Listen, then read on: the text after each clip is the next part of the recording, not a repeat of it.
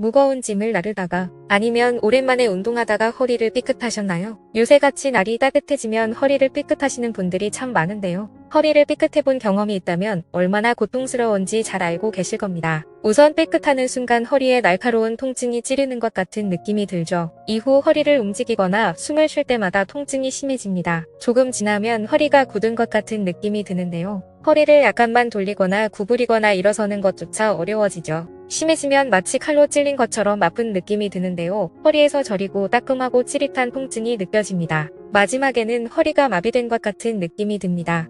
허리가 움직이지 않고 무감각해지죠. 하지만 영상에 소개해드릴 응급처치 방법을 24시간 이내에 따라 하신다면 회복 시간을 최대 60%까지 단축시킬 수 있고 통증이 심해지기 전에 염증 붓기 또한 최소화할 수 있을 거예요. 완전 소중한 3분 건강 꿀팁.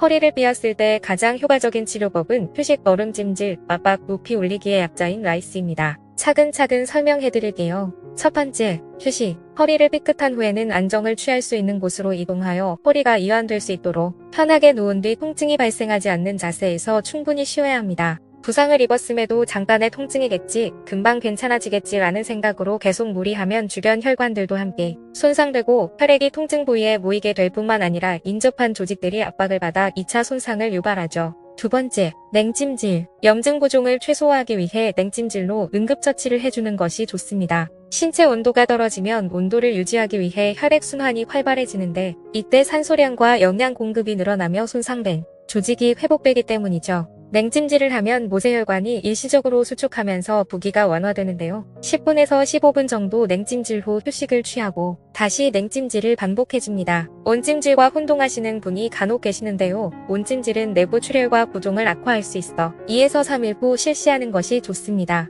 세 번째, 압박. 허리에 압박을 가해주는 것도 도움이 될 수 있습니다. 허리보호대나 탄력붕대 등을 이용하여 허리에 약간의 압력을 주면 혈액순환을 도와주고 염증을 줄여줍니다. 하지만 너무 강하게 압박하면 오히려 혈액순환을 방해할 수 있으므로 주의해야 합니다. 네 번째, 거상. 허리를 높이 꼬이는 자세로 누워서 휴식을 취하는 것도 좋습니다. 이렇게 하면 혈액과 림프에게 역류를 방지하고 부기와 염증을 줄여줍니다.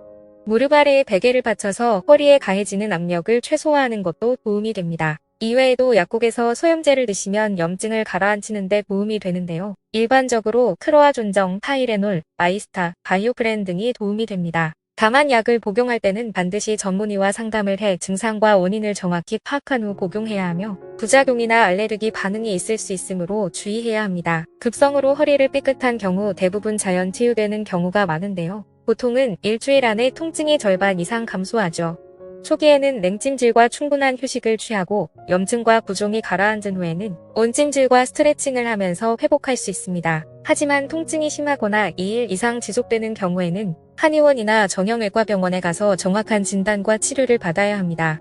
특히 허리 통증 이외에 다른 곳도 함께 아프거나 큰 외상을 입은 경우 한의원에서 장기간 치료해도 효과가 없는 경우 등은 허리 디스크 등 척추 질환일 위험이 있어 정형외과를 찾는 것이 좋습니다. 완전히 회복되기 전까지는 과격한 운동이나 뜨거운 사우나 등을 자제해야 합니다. 평소에 올바른 자세를 유지하며 운동으로 꾸준히 허리 근육을 강화하고 유연성을 기르면 통증을 예방하고 재발을 줄일 수 있는데요. 운동이나 힘을 쓸 일이 생기면 반드시 스트레칭을 먼저 해주는 것이 좋습니다. 오늘은 갑자기 허리 삐었을 때 응급처치 방법에 대해 알아봤습니다. 영상이 도움이 되셨다면 구독과 좋아요, 알림 설정 부탁드립니다.